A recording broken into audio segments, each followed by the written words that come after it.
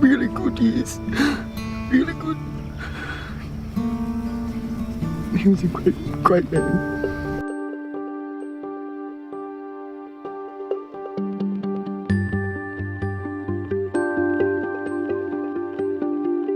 I screamed at people with guns. I walked to people with guns held to their chest and big vests on and asked them what they were doing to get Al out. And they just looked at me blankly and kept walking.